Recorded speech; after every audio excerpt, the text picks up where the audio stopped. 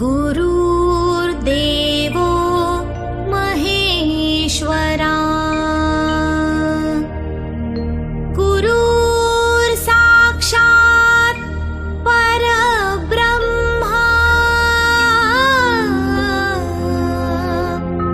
तस्मै श्री गुरुवे नमः। तस्मै ஆகே ஆதி பராசக்தியின் 7வது ஸ்லோகத்தின் உரையாக்கம். ஓம் விஷ்ணோ விஷ்ணு லக்ஷ்மி விஷ்ணு அஷ்டபதே அஷ்டபதே. அஷ்டபதி அஷ்டோ லக்ஷ்மி அஷ்டோ திசா. ஸ்லோக சப்த லோக வைபவானந்த பராபர பரமதயானந்த வைகுந்த ஆனந்த சிருஷ்டி சிங்கே வாகன சூட்ச சூட்ச சூட்ச பிரணவ பிரம்ம ஆனந்த ஸ்லோக சிங்கார கனக சுந்தரி லக்ஷ்மி விஷ்ணு பூஜா சக்தி தேவி தேவி ஆதி பராசக்தி மாதா பாத நமோஸ்துதே. இது 7வது ஸ்லோகத்தின் நிலை.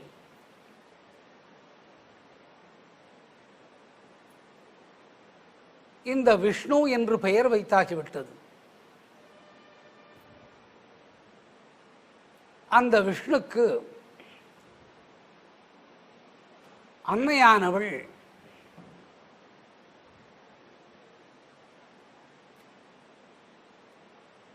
விஷ்ணுவினிடத்திலே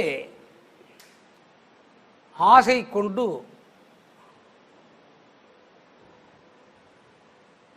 என்னுடைய சக்திகள் அனைத்தும் 8 திசையின் நாத சப்தமாகி நானே அவளாகி அவளே விஷ்ணுவுக்குள்ளே புகுகின்றேன். நானும் நீயும் ஒன்று. விஷ்ணுவே ஆதிபராசக்தியாகிய நான். ஆதி பராசக்தியாக இருக்கக்கூடிய நானே விஷ்ணு.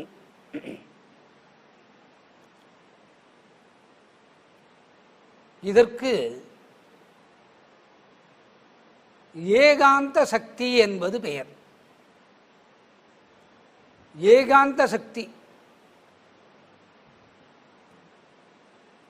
இந்த ஏகாந்த சக்தி 8 திசையிலே இருக்கக்கூடிய நாதம் என்கிற ஓம்கார சப்தத்தின் ஆதிக்கமாகி அவளே விஷ்ணுவுக்குள் நுழைகிறாள். அவளே விஷ்ணுவுக்குள் நுழைகிறாள்.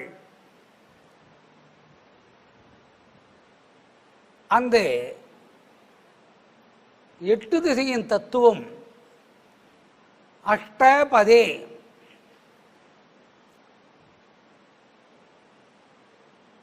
ஒலி ஒலி வடிவம், ஆடியோ அண்ட் வீடியோ என்று சொல்வீர். இந்த சப்தத்தின் நாதத்தின் நிலையாக விஷ்ணுவாகி தானே நின்றதாகவும் தனக்குள்ளிருந்து வேறானவதாகவும் அந்த வேறானவனை தனக்குள்ளே வைத்து கொண்டிருப்பதாகவும் பொருள்படுகிறது. ஆனாலும் விஷ்ணுவானவன் தன்னுடைய இருதய குகைக்குள்ளே லக்ஷ்மிதனை வைத்திருப்பது ஒரு நிலை. உடன் இருப்பதுதான் அவளுடைய நிலை. ஸ்ரீமன் நாராயணனாக வரக்கூடிய காலத்திலே பிருகு முனிவரின் வழியாக அவருடைய அவிர்வாகத்தின் சக்தியாக இவர்கள் பிரிகின்றனர். அது வேறு கதை. ஆனாலும் ஒரு ஆணுடைய இருதயத்துக்குள் மனைவியானவள் விட்டிருக்கிறாள் என்பது பொருள். இப்பொழுது இந்த விஷ்ணு என்ற விஷ்ணுவுக்குள் 8 திசையின் நாதசப்தமாகி அன்னை நிற்கின்றாள். நான் தான் நீ, அதாவது விஷ்ணு. விஷ்ணுதான் அன்னை ஆதிபராசக்தி. இரண்டும் ஒரு சக்தி. அப்படி இருக்க இந்த நாதசப்தத்தை 8 திசையிலுமே பரப்பி வைக்க யாரிடமாவது ஒரு இடத்திலே அதை ஒப்படைத்து வைக்க வேண்டும். யாரிடத்தில் ஒப்படைப்பது? அது லக்ஷ்மி இடத்திலே ஒப்படைக்கப்படுகிறது. அஷ்டோபதே, திசை 8: கிழக்கு, மேற்கு, வடக்கு, தெற்கு. 4 திசைகள். அதற்கு மூலை வடகிழக்கு ஈசான்யம், தென்கிழக்கு அக்னி, தென்மேற்கு நிருதி, வடமேற்கு வாயு. இப்படி 8 திசைகளாக கிழக்கு, மேற்கு, வடக்கு, தெற்கு, வடகிழக்கு, தென்கிழக்கு, தென்மேற்கு, வடமேற்கு. இந்த 8 திசையின் சக்தியை லக்ஷ்மி இடத்திலே பிரித்து கொடுக்கிறாள் அன்னை. ஏன் லக்ஷ்மி இடத்திலே பிரித்து கொடுக்கிறாள்? எதற்காக லக்ஷ்மி இடத்திலே பிரித்து கொடுக்க வேண்டும்? இந்த 8 திசையின் சக்தியை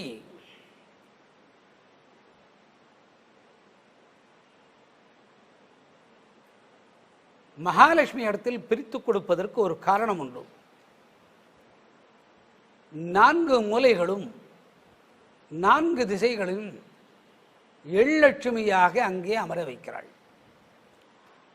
முன்னம் சொன்னபடி அந்த நாதத்தின் சப்தத்தை தாமரை மலருக்குள்ளே அமர்ந்திருந்தாலே அவள் வழியாக வெளி உலகுக்கு அனுப்பி வைக்கிறாள். அஷ்டபதே. அடுத்தது அதே அஷ்டபதே என்றால் 8 பதி என்ற 8 லட்சுமிகளை உண்டாக்கி, பதி என்ற 8 லட்சுமிகளை உண்டாக்குகிறாள்.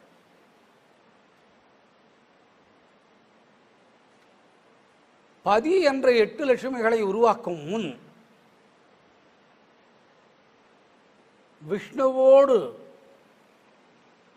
இணைந்த 8 திசையின் நாத சப்தங்களை தாமரை மலரிலிருந்து வெளிவந்தாலே தாமரை மலரிலிருந்து ஆழ்கடலை பிளந்து கொண்டு மேல் வந்தாள். வந்தவளை 8 கூறாக பிரிக்கிறாள். பிரிப்பதற்காகவே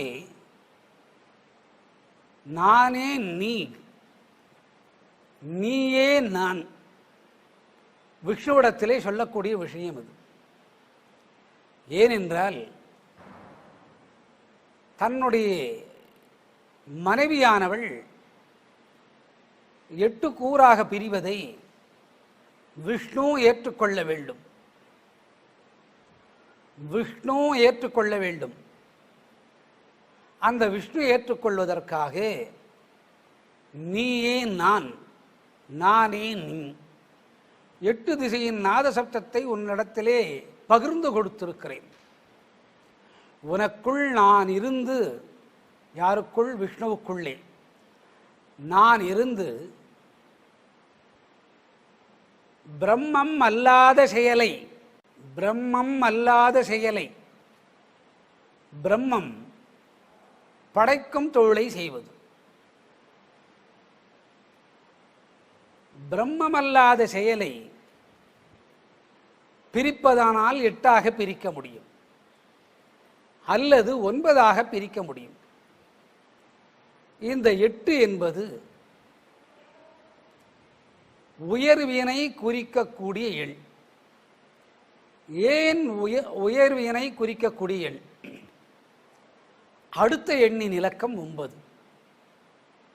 அதோடு முற்று பெற்று மீண்டும் 1 சைபர் 10 ஆகிறது. 9ற்கு பின் 10. 1 2 3 4 5 6 7 8 9 என்று தொடங்குகிறது. ஒன்றோடு அடுத்த 1 முடிந்தது. 1க்கு அடுத்த 2 முடிந்தது. இது போன்று 19 வரை வருகிறது. மீண்டும் 20வது இலக்கமாகி 20வது இலக்கத்துக்கு பக்கவாட்டிலே 0 என்று சொல்லக்கூடிய எழுத்து அமைகிறது எண். ஆக 8க்கு பின் அடுத்தது அனைத்தும் வளர்ச்சி. வளர்ச்சியாவதால் இந்த பிரம்மத்தின் செயலை விடுத்து தானே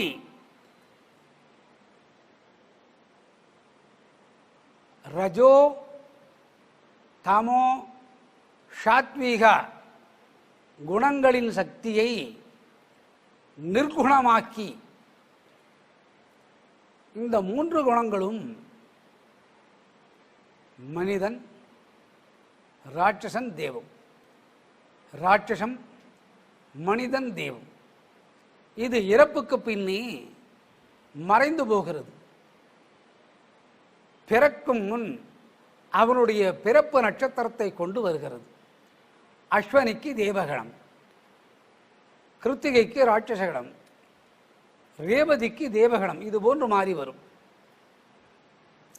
ஆகவே இந்த 3 குணங்களின் நிலையை நிர்குணமாக்கினால் 8 பாகமாக பிரிகிறது. அதை பிரம்மத்தின் தொழிலை விடுத்து தானே அன்னையானவள் செய்கிறாள். எந்த அன்னை செய்கிறாள்? ஆதி பராசக்தி என்று சொல்லக்கூடிய அன்னை தன்னுடைய மகாசக்தியை எள்ளட்சுமியாக படைத்து, உன்னுடைய மனைவி உன்னை விட்டு பிரியவில்லை, நீ 8 திசையின் நாதசப்தமாகி நானுமாகி நீயுமாகி நின்றாய். இந்த நாதசப்தத்தின் காரணத்தால் அஷ்டபதே என்று சொல்லக்கூடிய 8 திசையின் நோக்கில் பிரம்மத்தின் நிர்குணத்தின் சக்தியை விடுத்து பிரம்மத்தின் நிலையை தானே செய்து உனக்கு எதிரிலே உன்னுடைய மனைவியை நிற்க வைக்கிறேன். உன்னுடைய மனைவி நிர்குணமாகி 3 குணங்களை கடந்து, இந்த 3 நிலைகளை கடந்தால் சனாதன தர்மம். இந்த 3 நிலைகளை கடந்தால் சனாதன தர்மம். இந்த சனாதன தர்மம் என்பது என்ன? விஷ்ணுவுக்கு இது புரியவில்லை. அன்னையே, சனாதன தர்மம் என்றால் என்ன? நீ கண்ணனாக வரும்போது தெரிந்து கொள்வாய். கண்ணனாக பிறந்து விடுகிறான், போர்மனைக்கு வருகிறான், ஆயுதம் எடுப்பதில்லை என்று அரைக்கூவல் கூவுகிறான். அப்பொழுது வாகனம் ஓட்டுகிறானே, தேரோட்டி 4 வேதங்கள் குதிரைகளாக பூட்டி தர்மத்தை தேராக்கி தர்மத்திற்கு உருவத்தை கொடுத்து கண்ணனாகி நின்று தேர் ஓட்டுகிறான். அதுதான் சனாதன தத்துவம் என்று தெரிகிறது. இந்த சனாதன தத்துவம் அடைய வேண்டுமெனில் நிர்குணங்களை கடந்தாக வேண்டும். சரி, நிர்குணங்களை கடக்க வேண்டும். இது கடப்பது ஆண் கடந்து வருவாளா, பெண் கடந்து வருவாளா? பெண்தான் கடந்து வருவாள்.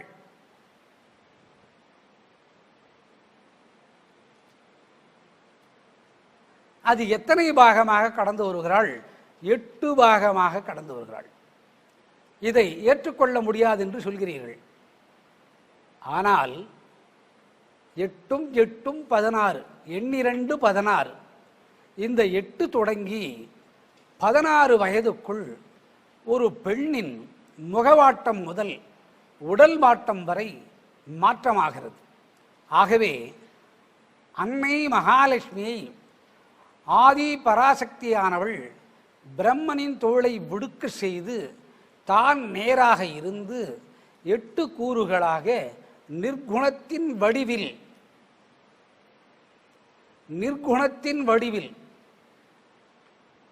8 லட்சுமிகளாக விஷ்ணுக்கு எதிரே படைக்கிறாள். அது கூட அஷ்டபதே.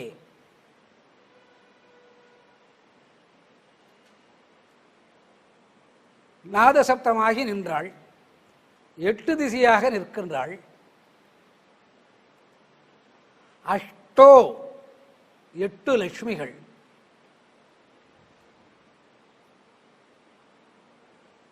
பிரிந்து 8ஆகி 8 ஒன்றாகி தனக்குள்ளே சேர வேண்டும் என்று ஆசைப்படுகிறாள். தனக்குள்ளே சேர வேண்டும் என்று ஆசைப்படுகிறான் விஷ்ணு. அதற்காகத்தான் நிர்குணமான வடிவிலே என் லக்ஷ்மியை படைக்கின்றான் ஆதி பராசக்தி. இந்த 8 லட்சுமியை தொழும் காலத்தில் கொடுத்த பலன்கள் அனைத்தும் வறுமை நீங்கி போன வறுமை திரும்ப வராது, செல்வம் கொழிக்கும், 8 வகையான ஐஸ்வர்யங்கள் கொடுப்பது, அது எனக்குள்ளே இருக்க வேண்டும் என்று மகாவிஷ்ணு ஆதிபராசக்தி இடத்திலே வேண்டுகிறான். சரி, உனக்குள்ளே அனுப்பி வைக்கிறேன்.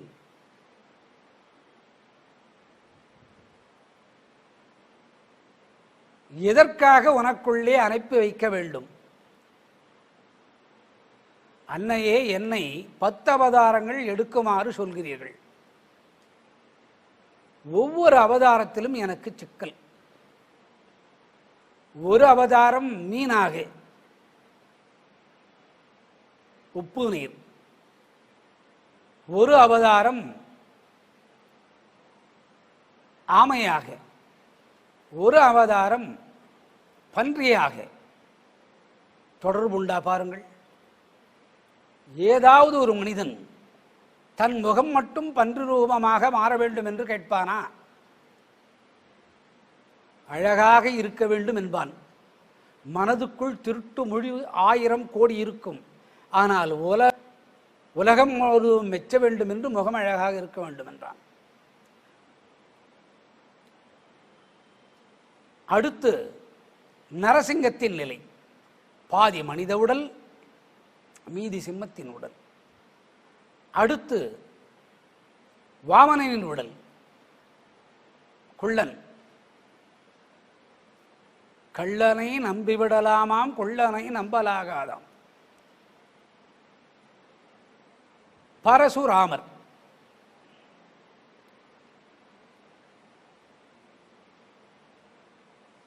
பலராமர், ராமர். கண்ணன் நிலை வரும்போது 8 லட்சுமிகளின் நிர்குண வடிவிலே என்னுடைய துவாரகையை காப்பர். அருள் புரிய வேண்டும் என்கிறாள் மகாவிஷ்ணு. புரிந்தேன் என்கிறாள். ஆகவே அன்னையானவள் நிர்குண வடிவில் படைக்கிறாள் என்பது எல்லோரும் புரிந்து கொள்ள வேண்டிய ஒன்று. நிர்குணத்தின் தத்துவம் இருந்தால்தான் சனாதனா என்ற தர்மத்தை விஷ்ணுவால் அருள முடியும். ஆகவே இந்த அஷ்டோபதி 7 லட்சுமிகளும் என்னிடத்திலே இருக்க வேண்டும். அன்னை அருள்வதோடு, ஆதிபராசக்தி அருள்வதோடு, விஷ்ணுவிடத்திலே ஒரு ஒப்பந்தம். நானும் உன்னோடு இருப்பேன். நானும் உன்னோடு இருப்பேன். ஆதிபராசக்தியாகிய நான் விஷ்ணுவோடு இருப்பேன். விஷ்ணுவாகிய நீ என்னோடு இருக்க வேண்டும். என் லட்சுமி ஆதிபராசக்தி 9, விஷ்ணு என்ற தெய்வம் 10. 10 அவதாரங்களுக்கும் நிர்குணாதி சேவைகள் தேவை. ஆகவே விஷ்ணுக்குடைய உடலுக்குள்ளே 9 நிலை தாங்குகிறான். 9 நிலை. ஆகவே லக்ஷ்மி என்றால் ஐஸ்வர்யம் என்ற ஒரு பொருள். அந்த ஐஸ்வர்யத்தை கொடுக்கும் சக்தி அவளுக்கு உண்டு. அந்த ஐஸ்வர்யத்தை அழிந்து போகாமல் இருக்க பின் கதவு வழியே உள்நுழையும் மூதேவியை விரட்டும் மகாசக்தி அன்னை ஆதிபராசக்திக்கு அந்த சக்தி உண்டு. ஆகவே என் லக்ஷ்மி விஷ்ணு 9, ஆதிபராசக்தி 10. என் லக்ஷ்மி ஆதிபராசக்தி 9, விஷ்ணு 10. இந்த தசம் என்ற சொல்லுக்குள்ளே அஷ்டத்தை அஷ்டபதியை அடக்கிவிட்டாள். எதற்காக இதை அடக்கி வைத்தான்? எதற்காக இதை அடக்கி வைக்க வேண்டும்?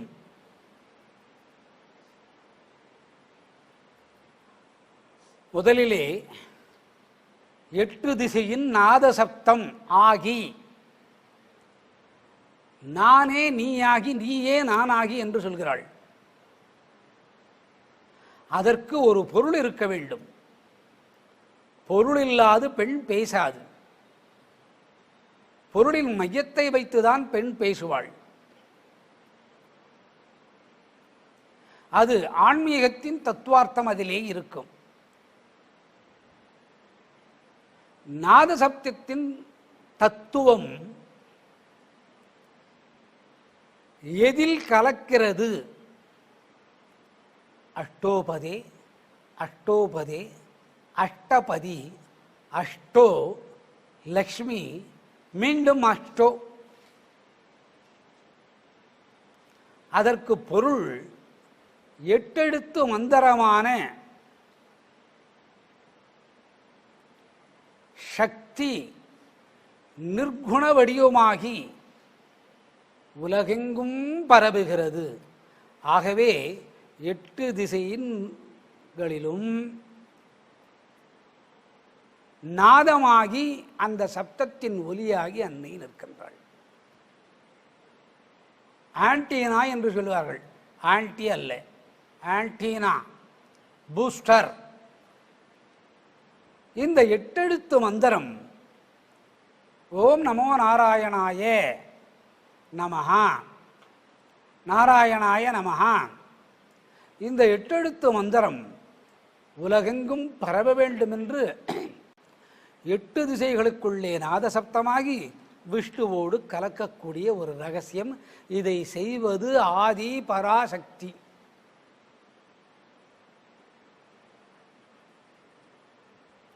வயது முதிர்ந்த காலத்தில்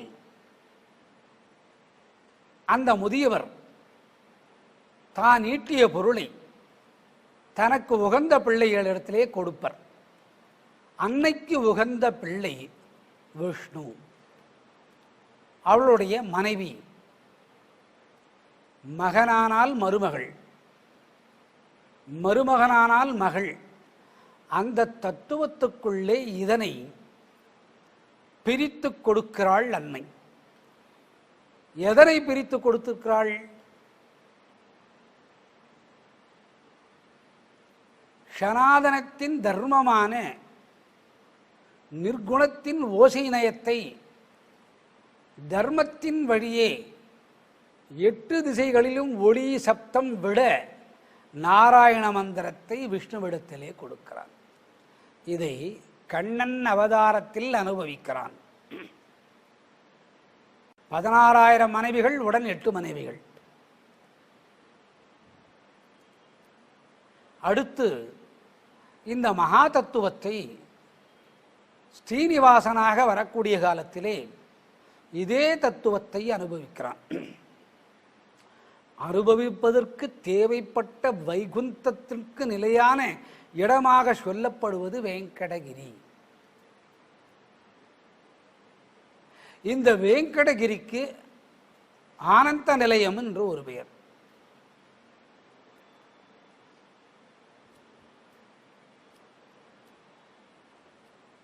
சரி, இந்த எட்டெழுத்தின் தத்துவம் 7 உலகத்திலும் ஈரேழு உலகத்திலும், 7 உலகம் ஈரேழு உலகம், 14 புவனங்களிலும் திருவெட்டு மந்திரத்தின் அருள்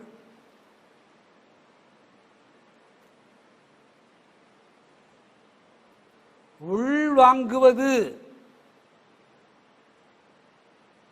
அன்னை வழியாகத்தான்.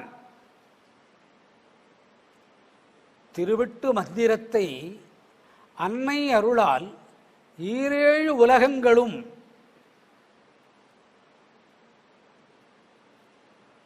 உள்வாங்குகிறது. பரமதயானந்தம் சொர்ணத்தின் அழகு. சொர்ணத்தின் அழகு. இந்த சொர்ணத்தின் அழகை மாலவன் கூட பாம்பனை மேல் படுத்துக் கொண்டிருக்கக்கூடிய காலத்திலே யாரோ ஒருவர் திருவெட்டு மந்திரத்தை சொல்வது, நமோ நாராயணா நமோ நாராயணா, 2:16. திரு 8 மந்திரத்தை சொல்வதாக கேட்கிறது. அன்னை ஒரு காலத்திலே சொன்னால் 8 திசையிலும் ஓம்காரத்தின் நாத சப்தத்தோடு அடங்கி நான் உன்னோடு இருக்கிறேன் என்று. உண்மையாக இருக்க வேண்டும் அல்லவா? இதை திருடன் ஒருவன் கேட்டுக்கொண்டிருந்தான். அந்த திருடன் தான் ஆதிசேஷன். ஆதிசேஷன்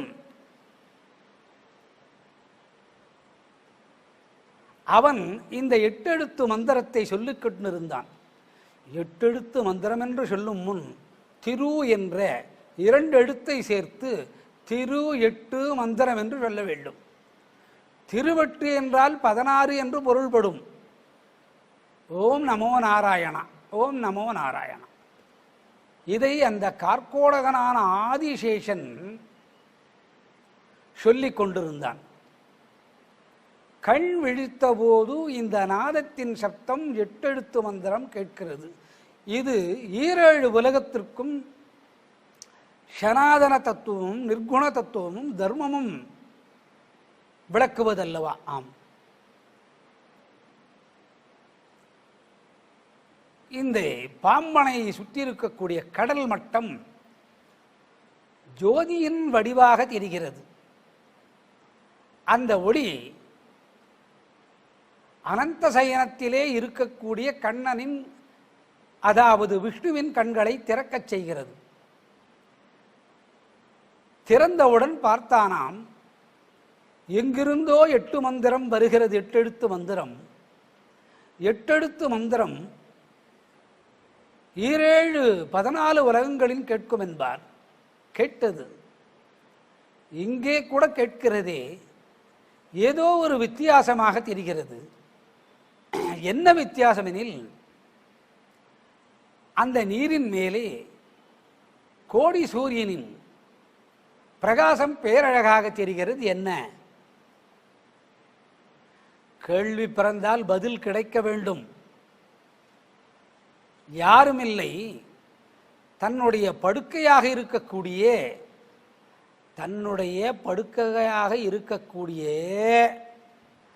ஆதிசேஷன் இதை சொல்கிறான். அதனால் விளைந்த விளைவு அவனுடைய உடல் பாகத்தின் மேல் செதில் செதிலாக அடுக்கப்பட்ட சதை கூற்றுகள் அது பொன்மயமாக ஆகிவிட்டதாம். இது கார்கோடகனின் உடல். ஆதிசேஷனின் உடல் பொன்மயமாக ஆகிறது.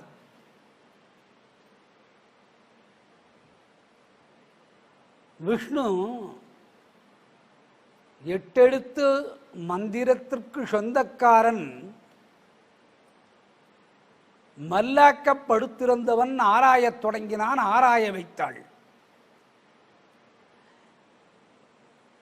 என் லட்சுமியின் சக்தி ஒரு இல்லத்துக்குள் புக வேண்டுமானால் ஆதி பராசக்தியின் அருள் வேண்டும். அந்த அருள் இருக்க வீட்டில் என் திசையும் குபேரன் கூடி சொர்ணம் தழைக்கும், வளரும் என்பது பொருள். வளரும் என்பது பொருள். அதற்காக எண்லட்சுமியின் தத்துவத்தை எட்டெழுத்துக்குள்ளே புகுத்தி ஈரேழு உலகும் பரவச் செய்து அதற்கு அருள் கொடுத்த அன்னை ஆதிபராசக்தி சோதனையின் வெள்ளோட்டமாக இது உண்மையா பொய்யா என்று ஆராய்கிறார்கள். தங்கம் வருவதென்றால் தங்கம் ஒருவன் பெற வேண்டில்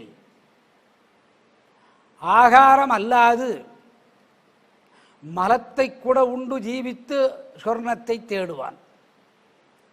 அதற்கு பங்காரு என்பது பெயர். இந்த ஆராய்ச்சி உண்மைதானா என்று கேள்வி பிறக்க விஷ்ணுவுக்கு பதில் சொல்கிறாள் ஆதிபராசக்தி. யாருடைய உடல் பொன்மயமாகிறது? கார்கோடகனான ஆதிசேஷன் பரம தயானந்தம் இதற்கு பெயர். பரம தயானந்தம் என்பது இதற்கு பெயர். ஒரு எட்டெழுத்துக்குள் நாதத்தின் சப்தமாக அன்னை ஆதிபராசக்தி இருந்து அருள் பாலிக்கிறாள். இங்கு ஒரு குறை விஷ்ணுக்கு.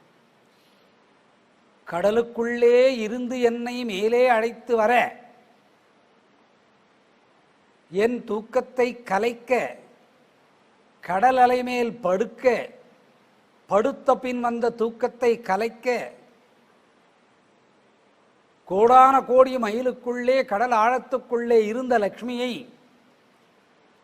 தாமரை மலரை விடுத்து எழுந்து வர செய்து அந்த கடல் கொப்பளித்து விஷ் என்ற பெயரோடு, இஷ் என்ற பெயரோடு பூதாகரமான ஓசையோடு வந்தது. வந்ததின் காரணத்தால் எனக்கு விஷ்ணு என்று உன்னுடைய திருவாயால் பெயர் வைத்தாய். யாருடைய திருவாயால் பெயர் வைத்தது? ஆதிபராசக்தியின் திருவாயால் பெயர் வைத்தது விஷ்ணுவிற்கு. ஆனந்தம் தானே. நெல்லோருடன் பழகுவதும் நல்லோருடன் இருப்பதும் நல்லோரை காண்பதும் நெல்லார் சொல் கேட்பதும் நல்லது.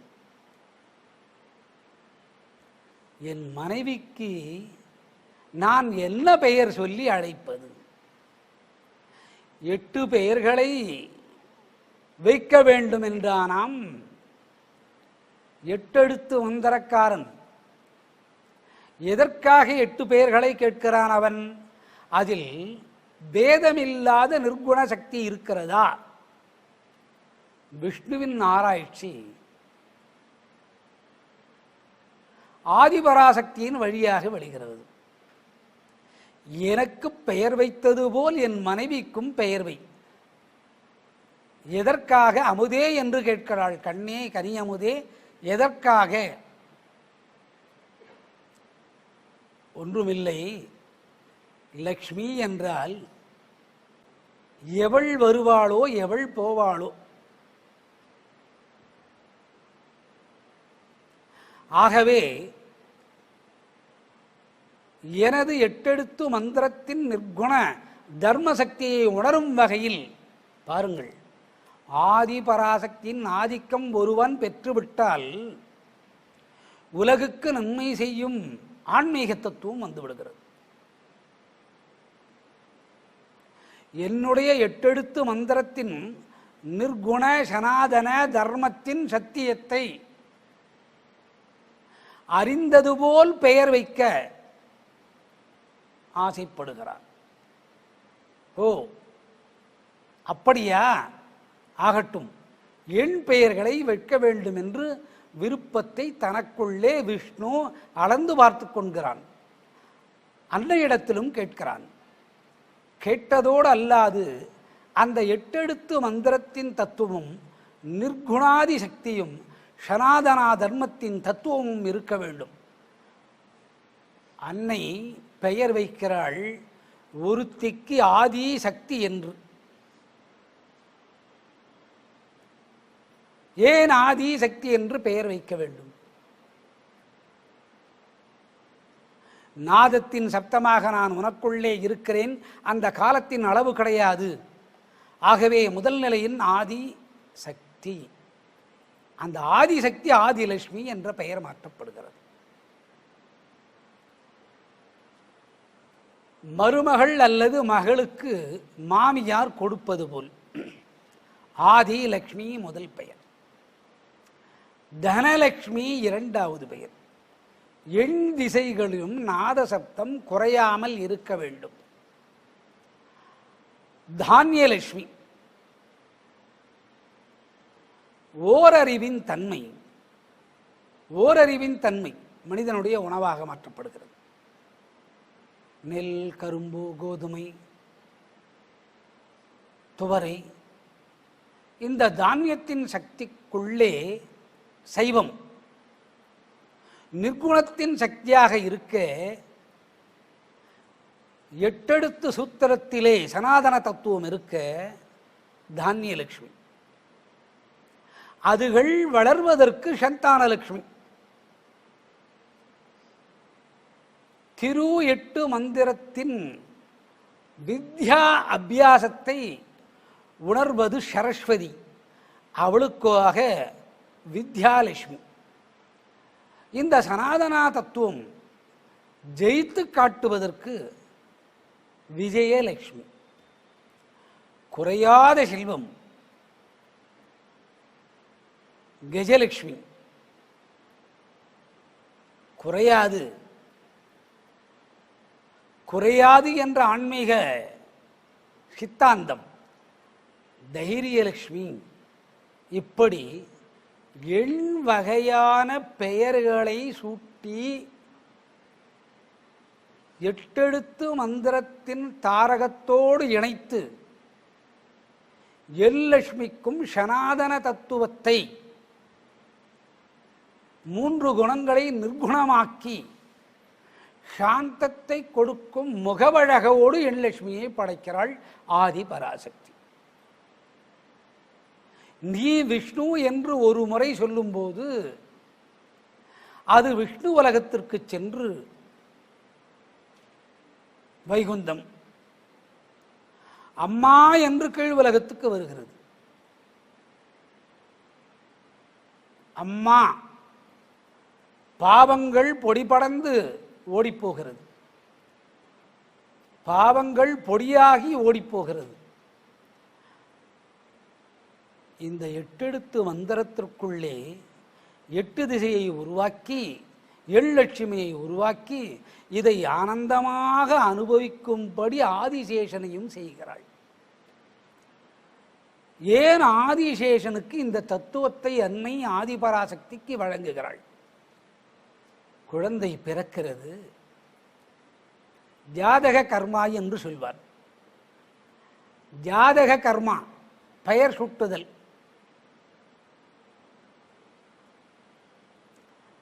பெயர் சூட்டுதல், யானை இடுதல், உள்ளவர்கள் தொட்டிலிடுதல். தொட்டிலிட்டு ஜாதகர்மா செய்வார், தொட்டிலிட்டு ஜாதகர்மா செய்வார், ஜாதகர்மா செய்து தொட்டிலிடுவார். அன்று மங்கள ஸ்லோகமானதை, மங்கள பாடலானதை தீர்க்க சுமங்கலி பவந்து என்று சொல்லக்கூடிய பெண்கள் அந்த குழந்தையை சுற்றி கோலாட்டம் ஆடி அந்த வரிகளை பாடலாக சமைப்பர், பாடலாக சமைப்பர். தொட்டிலிடுதல் ஜாத கர்மா. உன் மகனுக்கு என்ன பெயர் வைத்திருக்கிறாள்? முனியாண்டி.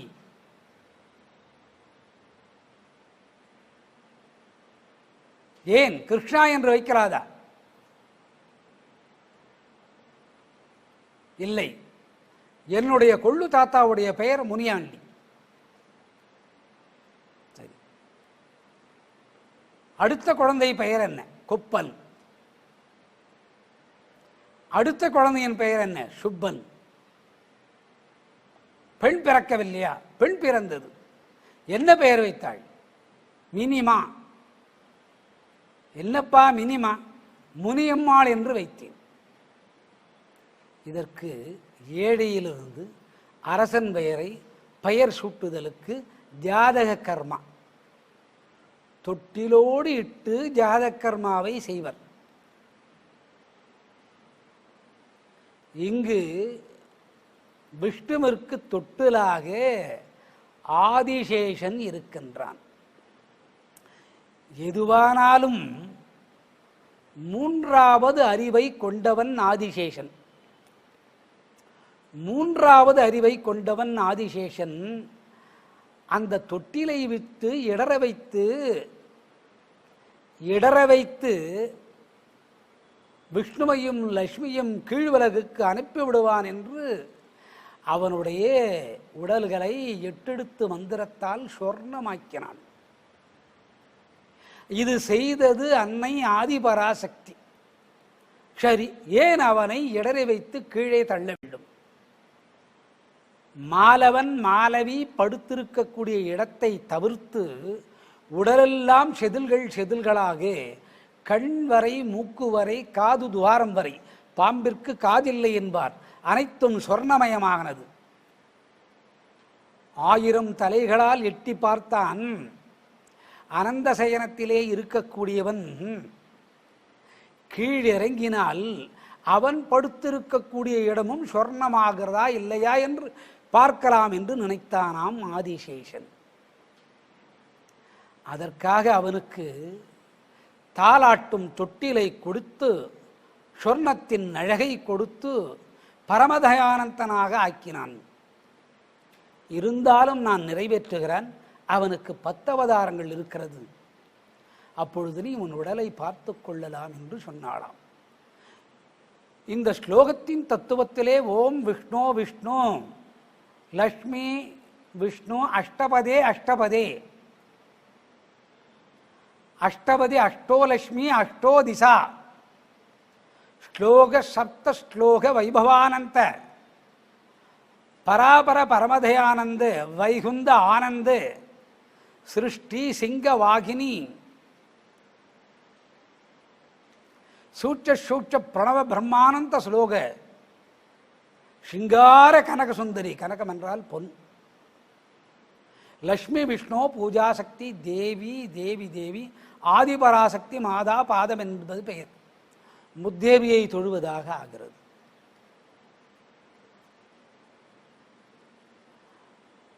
எட்டெழுத்து மந்திரத்திற்குள் அன்னை விழுந்து விடுகிறாள். விழுபவள் ஆதி பராசக்தி. ஆகவே விஷ்ணுவும் கார்கோடகனும் லக்ஷ்மியும் ஆதிபராசக்தி மாதா பாத நமஸ்துதே என்று சொல்கிறார்கள். ஆதிபராசக்தி மாதா பாத நமோ ஸ்துதே என்று சொல்வதில் குறை ஏதும் இல்லை. உண்மையான விளக்கம் இது. அடுத்து 8வது ஸ்லோகத்திற்கு பொறுத்திருந்து செல்வோம்.